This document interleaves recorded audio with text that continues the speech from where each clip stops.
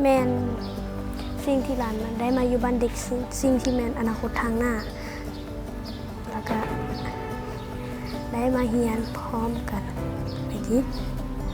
ความรู้ในบ้านเด็กนี่คือความรู้หลายอย่าง อีกความรู้หลายอย่างทุกสัตว์ มักช่วยเหลือคนอื่นพ่อแม่แล้วก็เอื้อยน้อง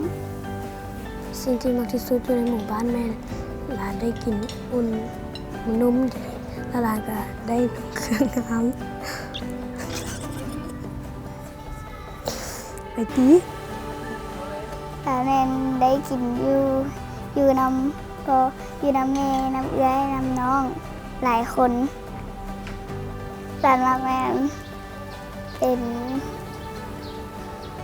อันมวนซึน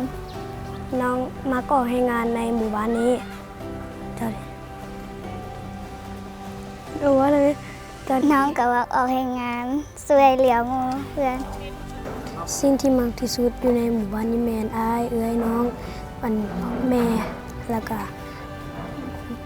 ก็พบหมู่คนอื่นๆหลายอย่างหลายคน